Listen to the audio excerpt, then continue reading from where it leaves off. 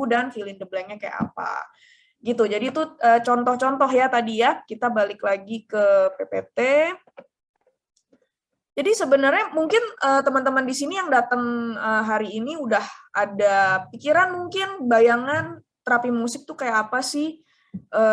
Terapi musik tuh sebenarnya apa gitu, dan mungkin udah dengar dari website-website atau pernah dengar dari YouTube atau apa gitu ya. Tapi apa sih sebenarnya terapi musik? Gampangannya, terapi musik itu sebenarnya adalah penggunaan aktivitas musik, baik itu aktivitas secara reseptif maupun aktif, jadi mendengar atau melakukan ya, yang goal-goal atau tujuannya tuh non-musikal. Maksudnya non-musikal apa? Tujuan dari dilakukannya aktivitas musik ini adalah meningkatkan kualitas hidup manusia. Contohnya dari segi kognitif. Kognitif itu apa aja? Misalnya konsentrasi, atensi, terus executive functioning seperti kemampuan untuk memilih, memutuskan gitu ya, dan memori. Kemudian meningkatkan kemampuan emosional, sosial, komunikatif, fisik, dan spiritual. Nah, saya perlu highlight ya di sini, kalau teman-teman lihat di sini nih, holistik ya, maksudnya banyak yang dicakup gitu loh dari terapi musik. Kalau kita lihat di website atau di mana gitu, yang mungkin teman-teman udah pernah dengar terapi musik itu apa, mungkin kita sering dengar terapi musik itu lebih untuk psikologis gitu ya, mental health, emosional gitu. Tapi sebenarnya terapi musik itu luas banget. Buat fisik bisa, buat psikologis juga bisa. Gitu ya. Nah, kita akan coba lihat kegiatan, contoh-contoh kegiatan.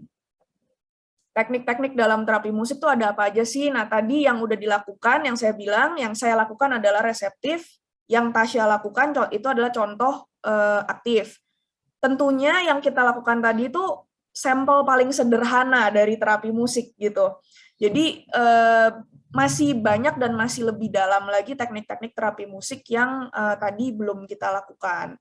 Nah, dalam active method tuh ada apa aja? Contohnya ada therapeutic singing dan vocal psychotherapy. Jadi contohnya nih, ini mungkin Kak Genesa juga bisa menjelaskan nih, karena Kak Genesa barusan membuat skripsi yang temanya itu menggunakan singing, menggunakan teknik vokal untuk membantu ibu-ibu hamil yang ada di trimester ketiga ya, Kak Genesa ya, untuk memperlancar pernafasannya mereka gitu. Kemudian clinical improvisation, ini menggunakan teknik improvisasi musik untuk meningkatkan misalnya kemampuan klien dalam berkomunikasi secara nonverbal dan kemampuan klien dalam bersosialisasi. Kemudian therapeutic songwriting, nah yang tadi Kak Tasya lakukan itu sebenarnya bagian dari therapeutic songwriting. Jadi fill in the blanks itu bagian dari therapeutic songwriting. Therapeutic songwriting sendiri itu banyak jenisnya. Ada membuat lagu orisinil, ada yang berupa fill in the blanks, ada yang berupa mosaik, dan lain-lain. Kemudian song lyric analysis, ini biasanya banyak dipakai untuk klien dengan mental health concern. Kita pilih satu lagu berlirik dan kita diskusikan. Nah, ini yang kalau di kalangan terapi musik mungkin agak hot nih, neurologic music therapy, karena ini apa ya, dibawa ke setting medical, ke rumah sakit tuh, wah, diterima banget gitu. Contoh-contoh dari neurologic music therapy itu tekniknya ada apa aja sih? Banyak banget. Tapi basically sebenarnya teknik-teknik ini tuh terbagi jadi tiga goal gitu, tiga ranah. Jadi ada ranah teknik-teknik yang memang untuk kognitif, ada ranah teknik-teknik yang untuk speech atau kemampuan berbicara atau komunikasi, dan ada yang teknik-tekniknya itu ranah fisik atau kemampuan motorik. Nah, nanti kita akan lihat contoh videonya ya, dan contoh dokumentasi audio dari kasus saya sendiri langsung gitu. Ini tapi contoh metode aktif, teknik-tekniknya ada banyak ya. Nah, untuk metode reseptif itu apa sih maksudnya? bukan artinya kliennya cuma ngedengerin terus diem doang ya, tapi memang reseptif itu menggunakan kegiatan mendengarkan musik, cuman masih ada aktivitasnya gitu. Contohnya kayak setelah mendengarkan musiknya kita mendiskusikan atau menggunakan teknik lain seperti improvisasi atau melukis untuk mengekspresikan apa yang dilihat saat mendengarkan musik, apa yang dirasakan saat mendengarkan musik gitu. Contoh-contoh kegiatannya apa? Yang tadi kita lakukan itu music-based mindfulness. Kemudian ada music and imagery. Music and imagery ini mirip seperti tadi, tapi biasanya program musiknya itu sudah di-set, nggak bisa asal-asalan. Kenapa? Karena music and imagery itu programnya sudah melalui riset, udah paten. Nah, dia nggak bisa asal-asalan pilih lagu gitu. Dan biasanya lebih panjang, programnya itu satu sesi bisa 2 jam gitu. Ini untuk klien-klien dengan trauma mungkin atau mental health concern gitu. Ini cocok sekali. Klien-klien dengan pain management, yang butuh pain management gitu. Ini bagus banget. Kemudian yang basic juga adalah music and relaxation. Oke, nah tadi kan kita sempat lihat nih teknik-teknik dalam neurologic music therapy ada apa aja. Nah, sekarang saya mau kasih lihat salah satu penggunaan teknik di neurologic music therapy untuk salah satu klien saya yang dulu saya pernah pegang dia. Beliau ini adalah seorang opa-opa, kakek-kakek yang pernah mengalami stroke dan akhirnya dia mengalami afasia. Afasia itu apa sih? Afasia itu adalah kelainan berbicara, kesulitan dalam berbicara. Jadi dia itu susah banget ngomong, mau ngomong apapun tuh akhirnya cuma bisa ngomong ucap ini doang nih, that one there. Itu aja terus, mau ngomong apapun keluarnya ini doang. Gitu ya. Nah, kita akan dengar nih waktu dia sebelum ikut terapi musik, seperti ini dia ngomongnya. There. You go down there. Down there. Ya.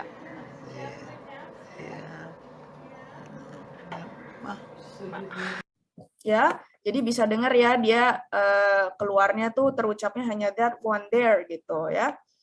Nah, kemudian kita tadinya masukin dia itu di sesi kelompok. Nah, jadi teman-teman sesi terapi musik tuh bisa kelompok dan bisa individu ya, tergantung tujuan yang mau dicapai apa. Nah, tadinya dia hanya masuk di sesi kelompok untuk bisa ikut menikmati kegiatan musik gitu. Waktu itu di suatu rumah sakit gitu di Kanada. Nah, pas dia ikut kegiatan kelompok itu kok kita perhatiin waktu kita bernyanyi dia ikut bernyanyi gitu, padahal kalau ngomong dia hanya bisa ngomong frase ini. Nah, akhirnya kita coba sesi individu dan kita coba nyanyi My Bonnie dan You Are My Sunshine. Kita coba dengar salah satu ya. I'm gonna put it there. Can you sing louder? Yeah. Yep, okay, sing louder with me, okay? You are My sunshine, my only sunshine. You make me happy. when Skies are gray. You are my sunshine. How much I love you. Please don't take my sunshine away. Oke, nah dari sini akhirnya kita coba akalin gitu. Bagaimana kita pakai kegiatan menyanyi nih karena dia bisa bernyanyi. Kita pakai kegiatan bernyanyi untuk kita transfer ke kemampuan berbicara sehari-hari, daily conversation. Akhirnya kita buatin sebuah lagu sederhana, lagunya tuh cuman beberapa line sederhana doang. Hello, my name is John. How are you? Nice to meet you. Cuma gitu doang. Tapi kita sesuaikan nadanya dengan semirip mungkin dengan nada bicara natural sehari-hari. Dan kita latih supaya dia bisa eventually ngomong jadi daily conversation. Kita coba denger ya.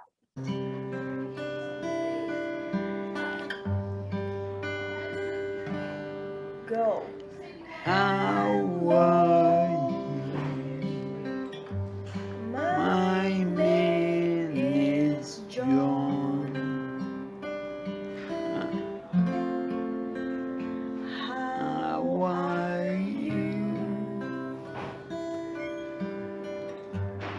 Nice to meet you. Let's do that again. Oke ya, simple ya, very simple lagunya, nggak ribet-ribet. Nah, tapi kan tidak mungkin dong dia sehari-hari terus harus menyanyikan frase itu. Nah, kemudian kita transfer kemampuan itu, kita jadiin kemampuan daily conversation. Nice to meet you.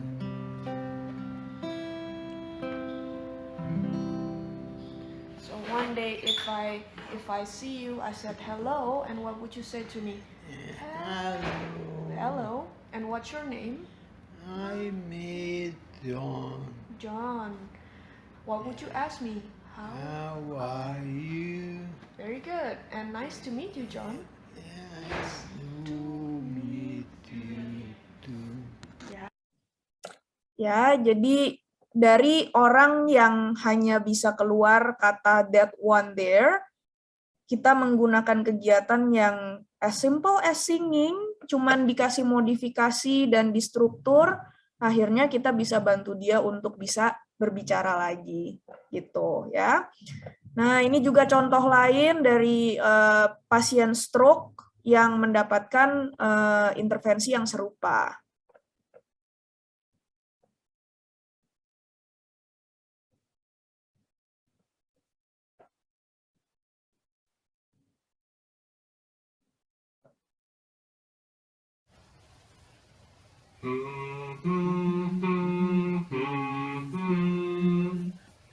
Give me my better, give me my better.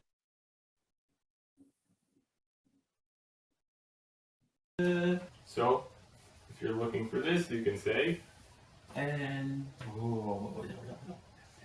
give me my better, give me my better. Ya, jadi itu salah satu bentuk juga dari penggunaan teknik neurologic music therapy untuk speech, namanya melodic intonation therapy. Nah, kalau tadi untuk speech, kita sekarang lihat yang untuk motor ya, untuk berjalan. Sama-sama mungkin pasien stroke, yang ini bukan stroke, ini dia kalau tidak salah kecelakaan kemudian dia jadi sulit berjalan. Berjalannya itu perlu dipapah, perlu di support gitu. Nah, dengan menggunakan teknik di neurologic music therapy namanya RAS, rhythmic auditory stimulation ya, Tasya ya, panjangannya ya. Betul ya, RAS. Nah, ini melatih dia untuk bisa akhirnya napak lagi, berjalan lagi, ngangkat kaki lagi gitu ya, kita lihat.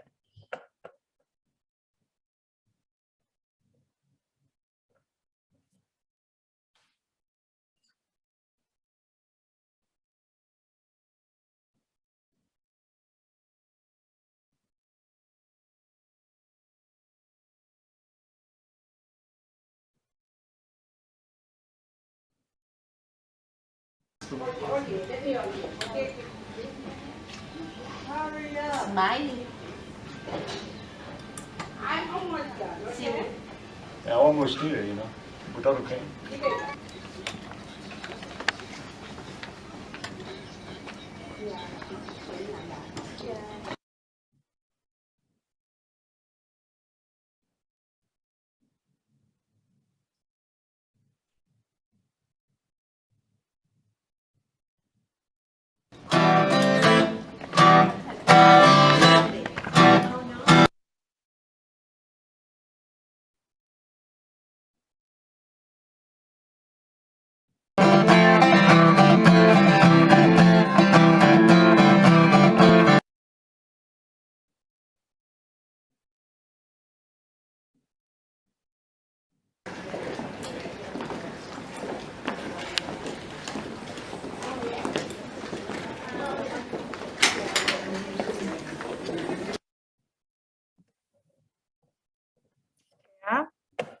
Nah, itu tadi contoh dari penggunaan teknik keras dalam neurologic music therapy untuk pasien stroke. Benar, ternyata stroke bukan kecelakaan ya. Nah, kelihatannya ini semua kayak magic ya, kayak sulap, kayak sihir ya, tapi bukan. Kalau misalnya kalian mau googling, teman-teman semua mau googling tentang neurologic music therapy atau tentang music therapy in general, penelitian-penelitiannya tuh udah banyak banget. Dan ada reason, ada alasan kenapa kegiatan-kegiatan ini bisa membantu pasien-pasien stroke yang tadi kita paparkan. Bahwa simpelnya gini, yang paling simpel ya supaya cepat, teman-teman mungkin selama ini sering dengar bahwa musik itu hanya mengaktifasikan otak bagian kanan. Kita kalau pinter musik, otak kita paling aktif tuh bagian kanan. Itu salah. Kegiatan musik itu mengaktifasi hampir seluruh bagian otak. Gitu. Jadi saat terjadi stroke, saat terjadi kecelakaan yang melibatkan kerusakan otak gitu, bagian otak yang rusak, fungsinya itu bisa kita bypass. Kita bahasa Indonesia itu seperti kita tutupi, kita cover dengan kemampuan kegiatan musik. Seperti itu, ya. Nah, sekarang saya akan masuk sedikit ke pemaparan program edukasi terapi musik kita di UPH. Terapi musik itu belajar apa aja sih? Gambaran dasarnya seperti ini. Kita ada 3 kategori dari mata kuliah. Kategori pertama adalah kelas-kelas teori, kategori kedua adalah kelas praktis, dan kategori ketiga adalah praktikum atau fieldwork. Bedanya praktis sama fieldwork apa? Kalau praktikum, fieldwork tuh di luar, jadi kamu praktek di luar, seperti kamu kerja. Kalau misalnya praktis itu di kelas, kita berpraktek di kelas gitu, kayak role play dan lain-lain. Nah, kelas teori itu ada basic dari terapi musik, intro to music therapy, studi kasus, bedah studi kasus terapi musik ya, kemudian kelas-kelas psikologi seperti psikologi abnormal, psikologi perkembangan, dan psikologi umum. Kemudian tentunya ada kelas-kelas sejarah musik, world music, music theory. Jadi kalian sebagai anak musik ya masih dapat kelas-kelas musik seperti layaknya anak musik lain gitu. Masih dapat kelas musik, masih dapat major dan lain-lain, tapi kalian dapat tambahan kelas-kelas klinis juga, kelas-kelas terapinya juga gitu. Kelas-kelas praktis seperti apa?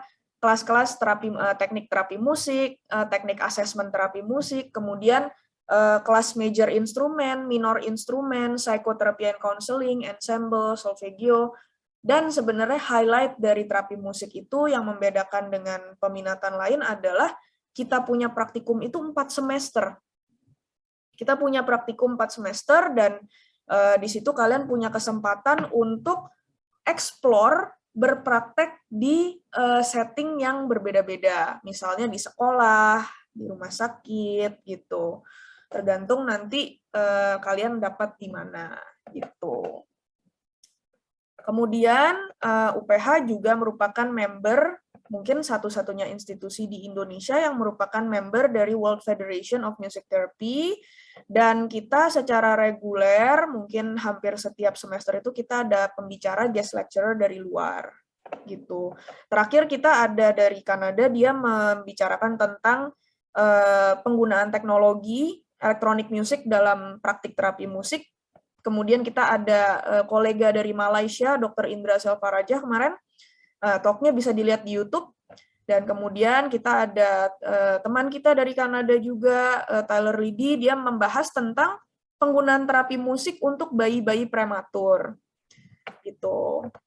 Oke, nah ini dia lab terapi musik kita ya.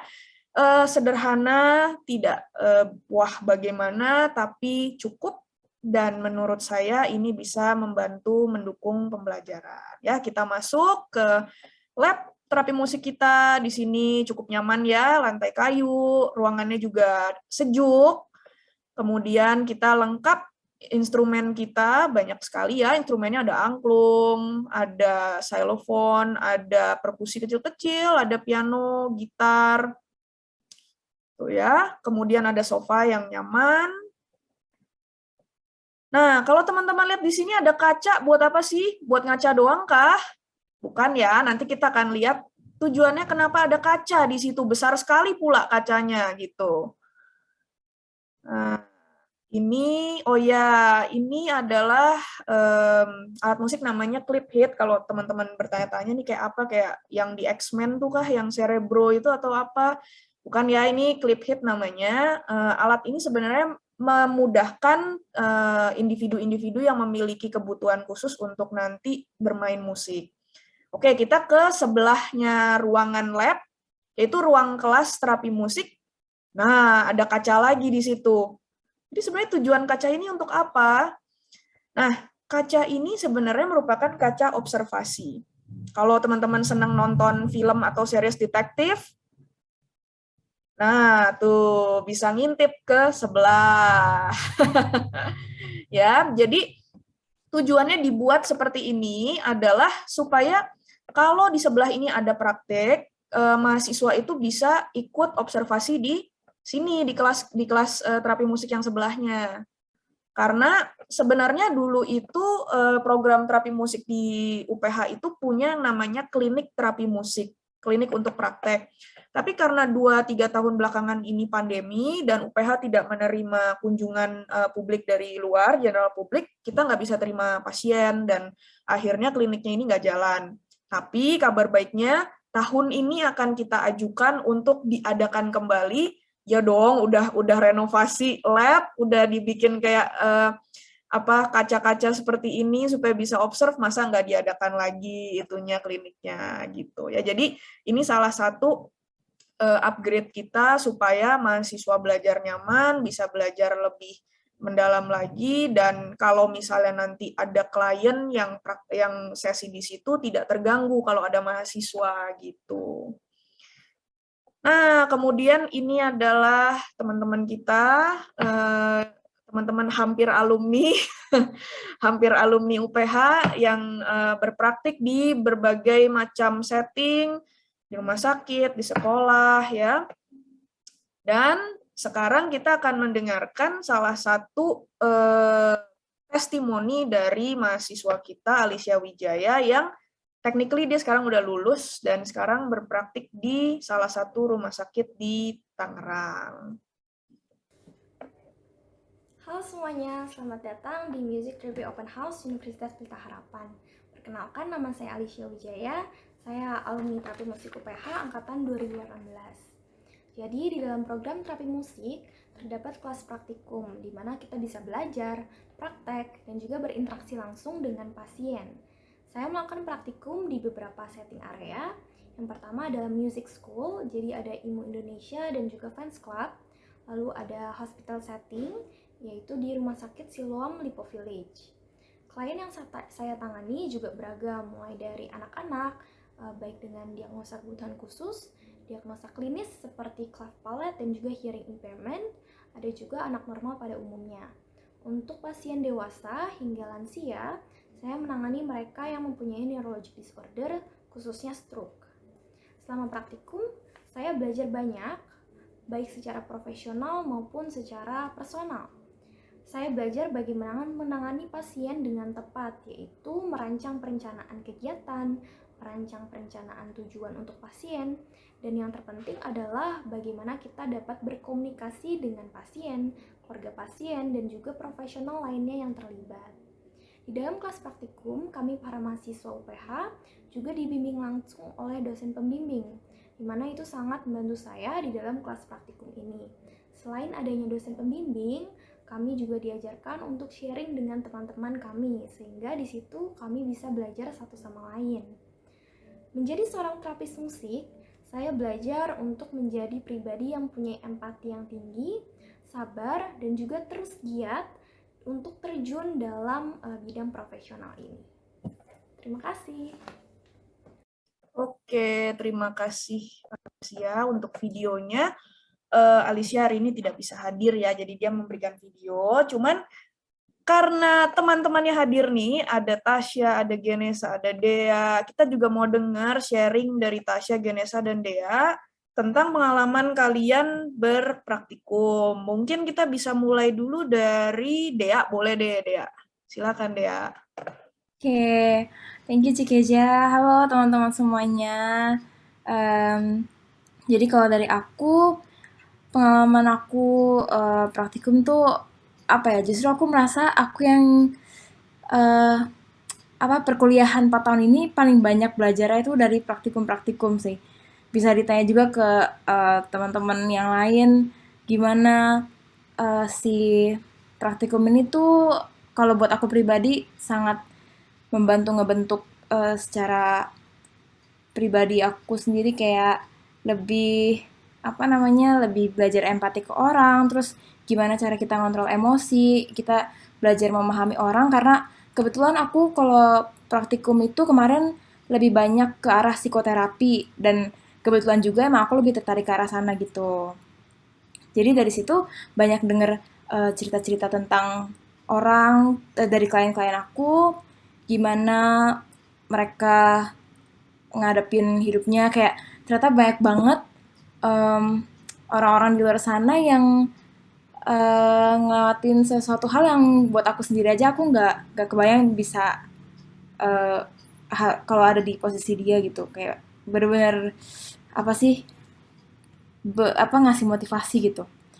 Terus contohnya kayak aku ada waktu itu pernah praktikum di sekolah, kliennya waktu itu anak SMP.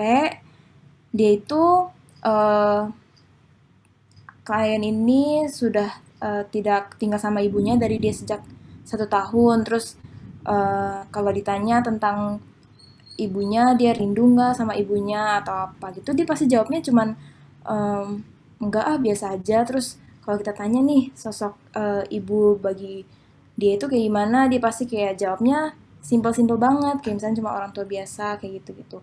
Nah hal-hal sesimpel itu tuh ngeninggalin meaning yang ngebekas banget, bahkan sampai aku udah lulus pun pasti bakal selalu inget tentang pengalaman aku ini gitu karena gimana pengaruhnya seorang ibu terhadap pengaruhnya kehadiran ibu di dalam kehidupan kita itu pasti punya dampak yang besar banget. Dan kalau misalkan kita ada em, apa kurang kurang deket sama ibu atau gimana pasti berpengaruh ke diri kita secara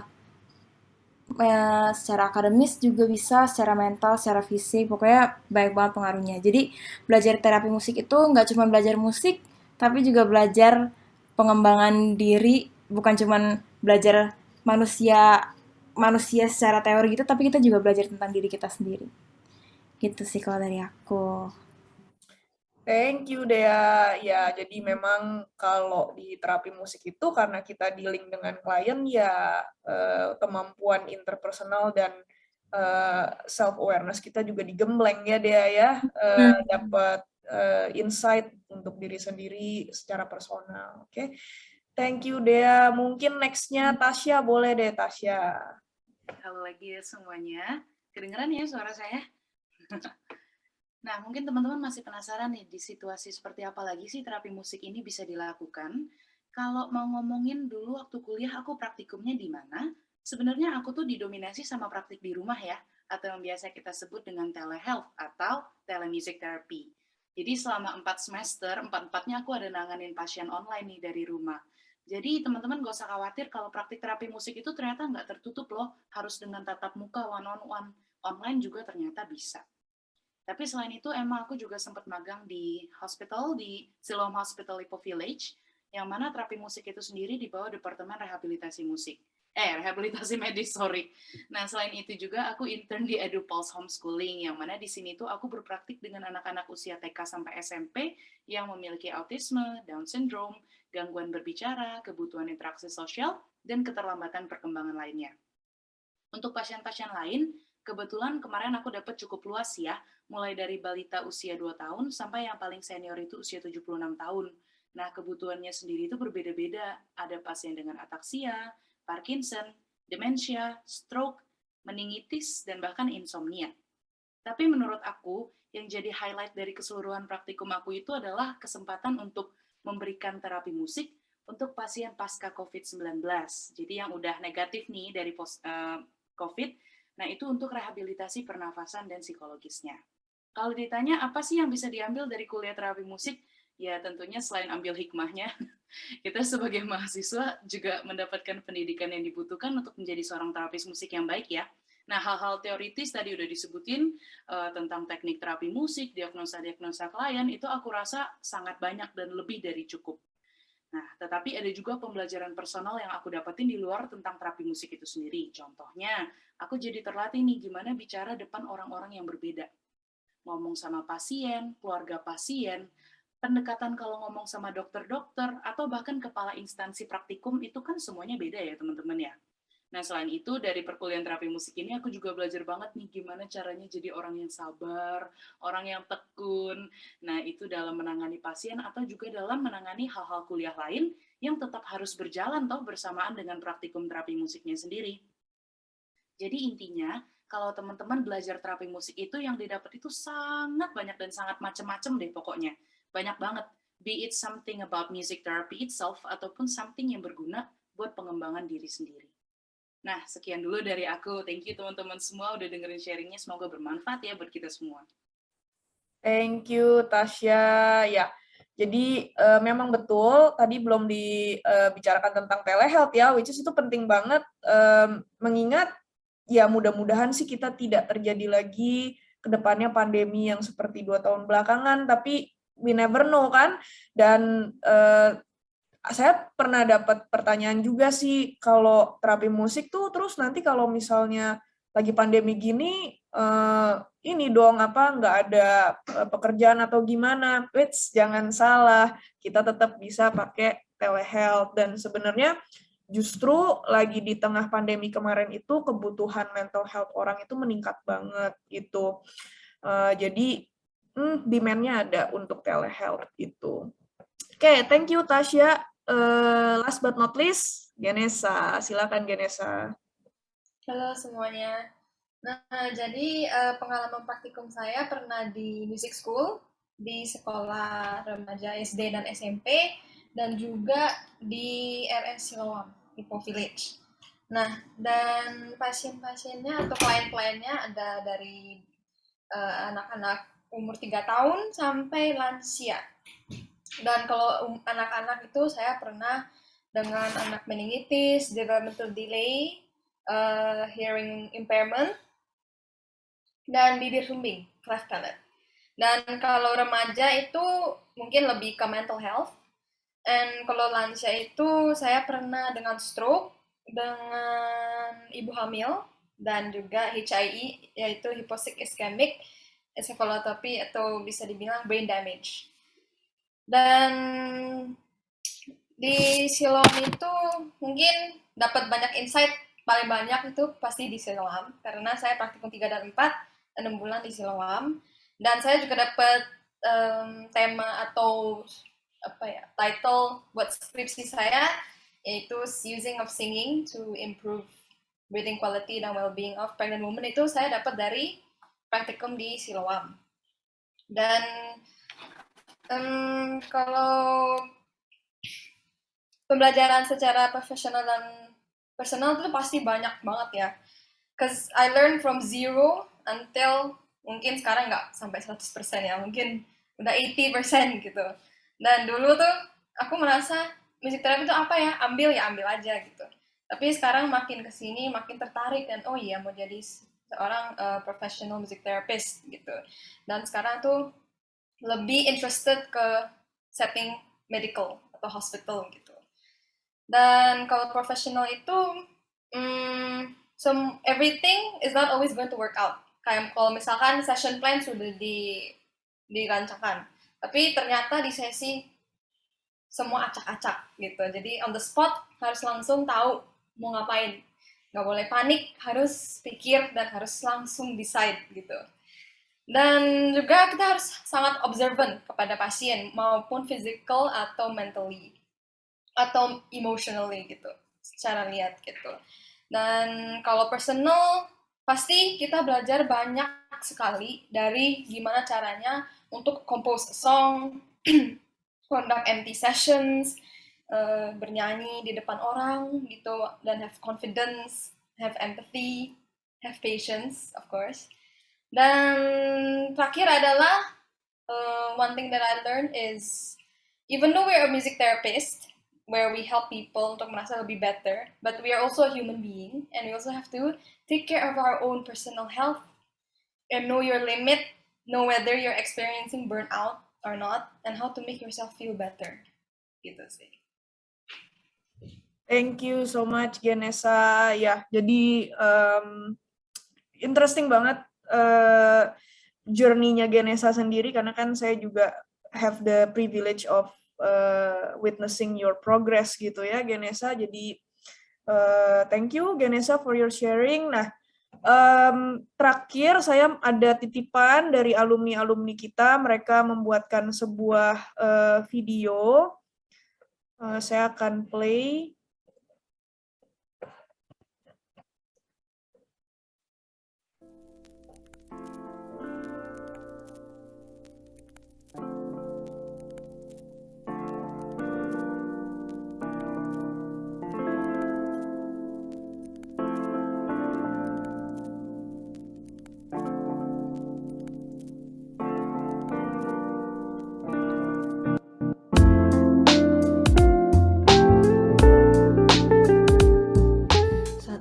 Bekerja sebagai guru piano dan juga sebagai owner dari sekolah musik Forzando.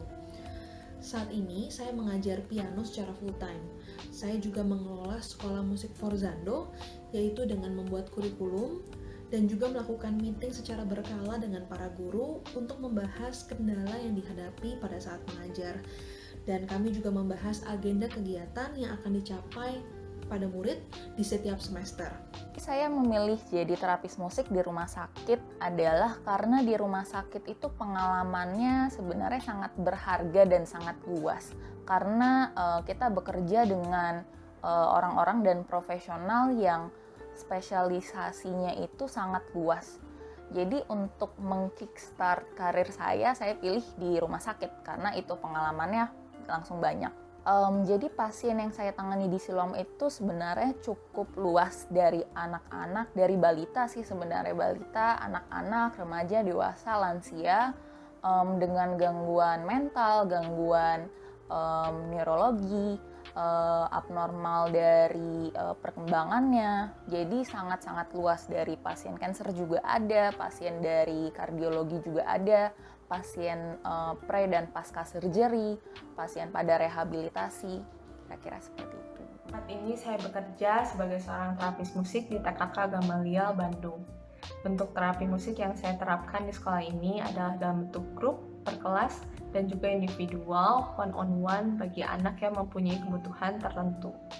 Umumnya di sekolah ini anaknya merupakan anak yang normal, tidak ada kebutuhan khusus tertentu, namun perlu ditingkatkan kemampuan konsentrasinya, kemampuan komunikasi verbalnya, maupun ada masalah emosional yang sulit untuk diungkapkan. Pertengahan tahun 2021 kemarin, puji Tuhan aku dapat beasiswa full dari LPDP untuk ambil kuliah lanjut. Dan karena itu, saat ini aku lagi sibuk S2 dengan bidang terapi musik juga di New York University Steinhardt. Pengalaman aku kuliah di luar negeri, perbedaannya dengan kuliah di Indonesia adalah kita lebih dituntut untuk mandiri dan proaktif. Kemudian kita juga diminta untuk bisa mengutarakan pendapat kita. Jadi di sini kita lebih diekspos ke berbagai pandangan dan prinsip, dan dari situ kita akan diberi kebebasan untuk memilih mana yang paling sesuai dengan diri kita. Selain itu, di sini juga pastinya seru karena kita punya kesempatan untuk ketemu pelajar dari berbagai negara. Dan pengalaman ini membuat aku punya pemahaman yang lebih luas tentang gimana jurusan terapi musik ini diterapin di negara yang berbeda-beda. Karena walaupun kita mempelajari ilmu yang sama, pastinya ada nilai-nilai dan budaya kita masing-masing yang kita bawa dalam menerapkan ilmu ini.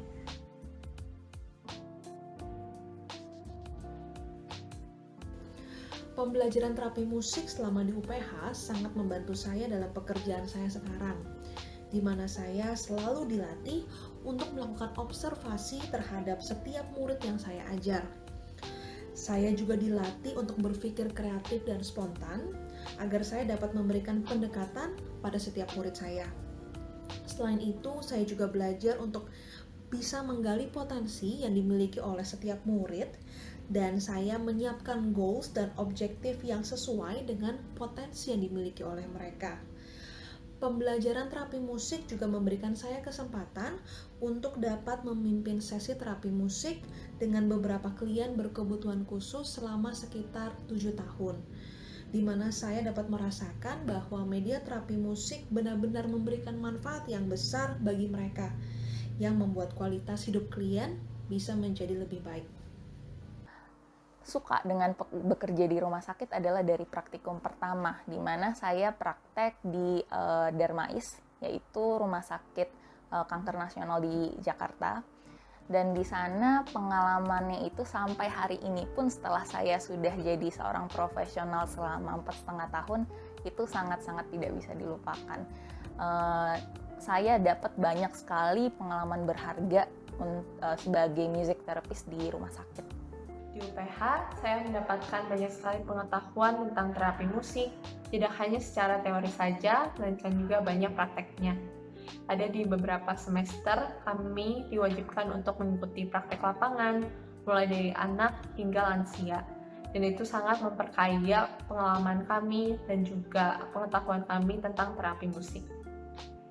Sebagai seorang terapis musik juga kami diperlengkapi tidak hanya secara skill dan pengetahuan saja, melainkan secara spiritual.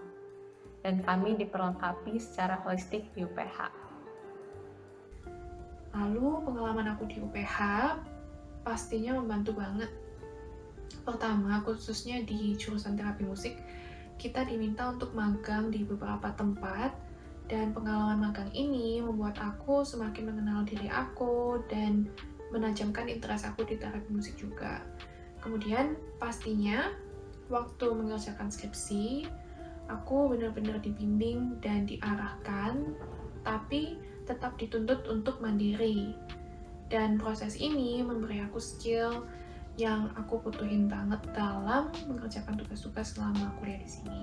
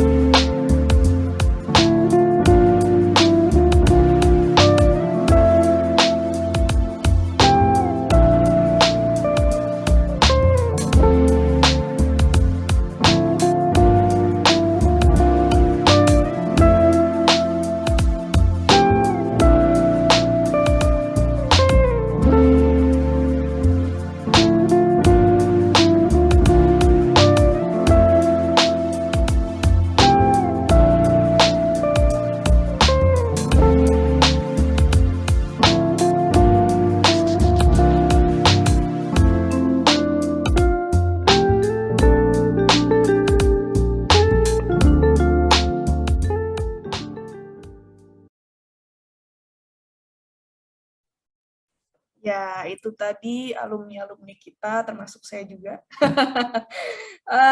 Oke, nah untuk teman-teman di sini, apakah ada yang mau bertanya? Kita sesi terakhir nih, tinggal question and answer. Silahkan, langsung aja kalau ada yang mau bertanya, boleh open mic, boleh di chat di kolom chat, silahkan.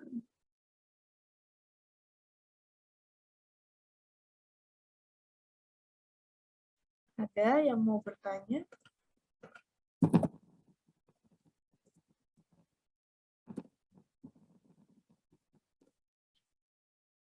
Ya, saya juga meninggalkan alamat email dan juga nomor WA saya. Kalau ada yang mau personal chat langsung ke WA, sangat boleh, silahkan.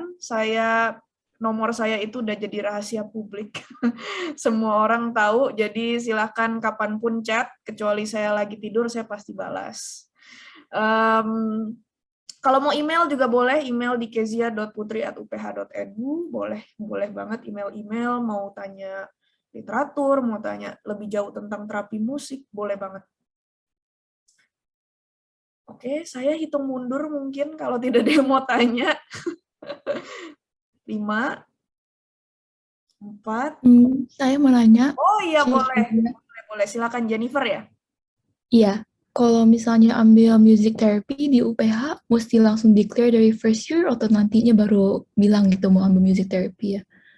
Oh ya, jadi kalau di pendaftaran di Fakultas Ilmu Seni Musik, setahu saya kamu akan dapat formulir gitu, terus kamu harus state nanti pilihan kamu apa, nomor 1 apa, nomor 2 apa, nomor 3 apa. Misalnya kamu memilih terapi musik, kamu harus langsung state bahwa kamu nomor 1 mengambil terapi musik. Tapi mata kuliah peminatan itu baru didapatkan biasanya either di akhir tahun pertama atau di awal tahun kedua. Gitu. Jadi kamu masih punya 1 tahun untuk ngeraba-raba nih, ngerasain cocok nggak ya terapi musik gitu.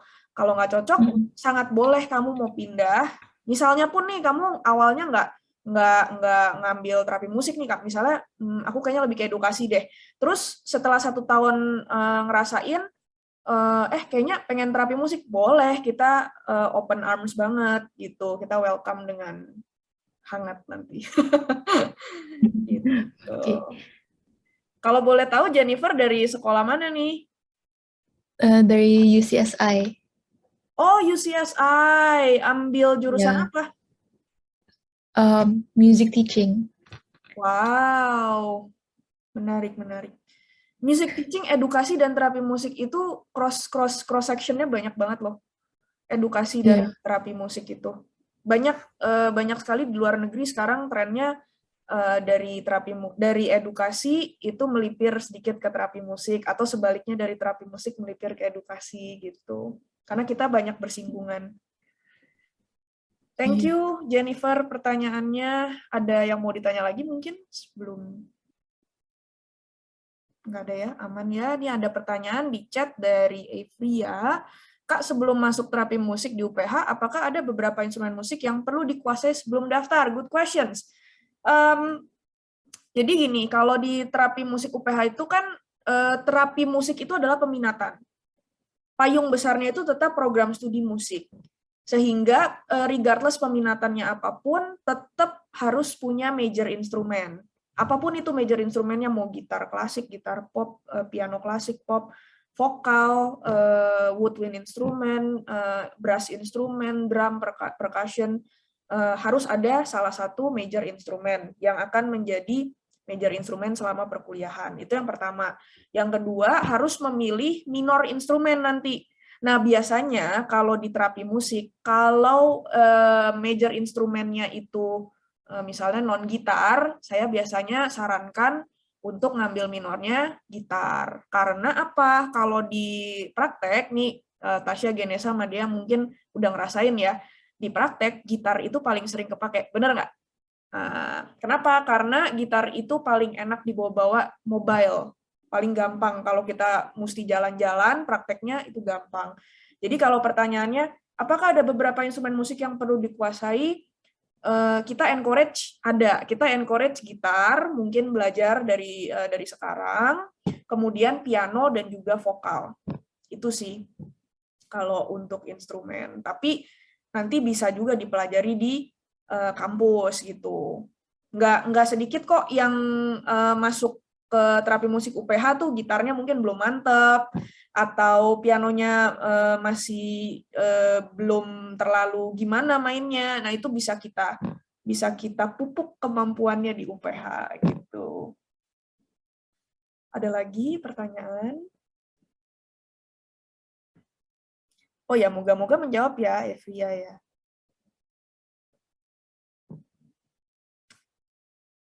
Boleh, mau tanya lagi boleh, boleh.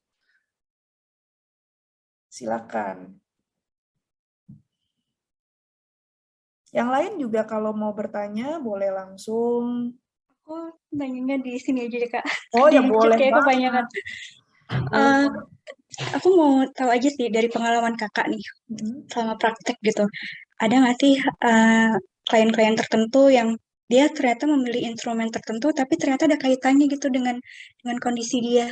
Misalnya, oh klien ini kok pilihnya biola terus gitu. Itu tuh ada kaitannya nggak gitu?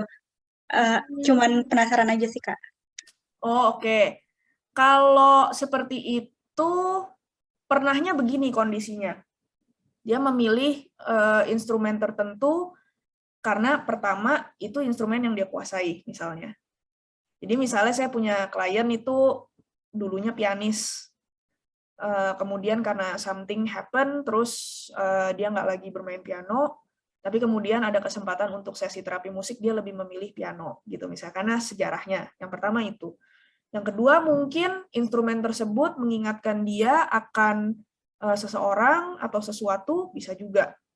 Tapi juga bisa juga kejadiannya sebaliknya. Instead of memilih instrumen tertentu, dia menolak instrumen tertentu. Atau terlalu sensitif terhadap instrumen tertentu itu juga bisa. Contohnya, klien dengan PTSD.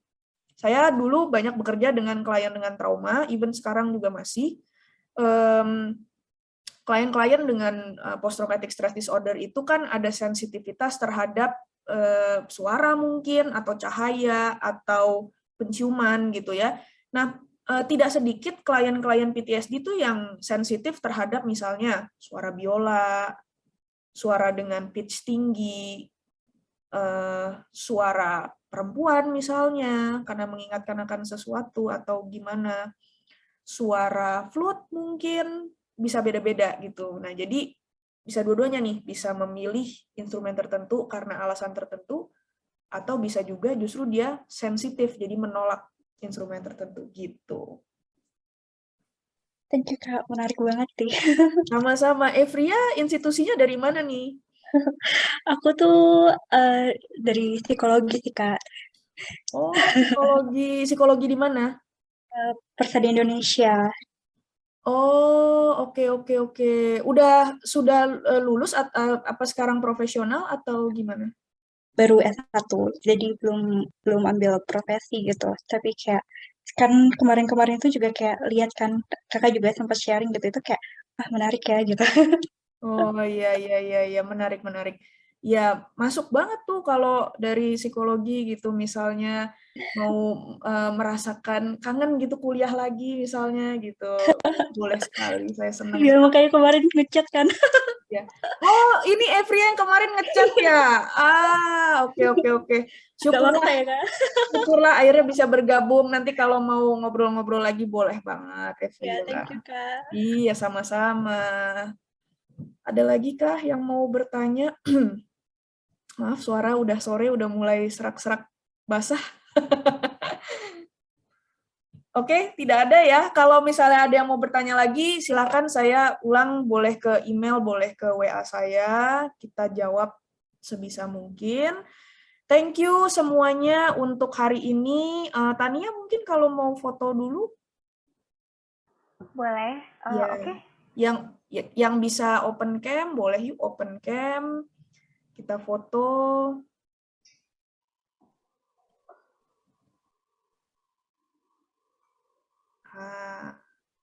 Oke. Kasih aba-aba ya, biar siap ya Tania ya. Oke. Jessi bisa on cam kah? Yes. Oke. Oke, bentar aku tutup chat ya. Wah, lagi di pegunungan. Oke, aku akan hitung sampai hitungan ketiga, terus baru jepret. Oh, Samantha. Kayaknya lagi gelap kayaknya. Lagi gelap. Ya udah, nggak apa. Oke, 1, 2, 3. Oke, sekali lagi ya, bentar aku pilihin dulu. 1, 2, 3. Oke, thank you Oke, thank you everyone. Tania. Untuk semuanya yang hadir, thank you banget ya untuk partisipasinya hari ini. Really appreciate it. Semoga kita bisa ketemu di event selanjutnya. Thank you juga untuk Tasya, Dea, Tania, dan juga Genesa. Bye semuanya. Thank you, take care. Semuanya, thank you Ci. Bye.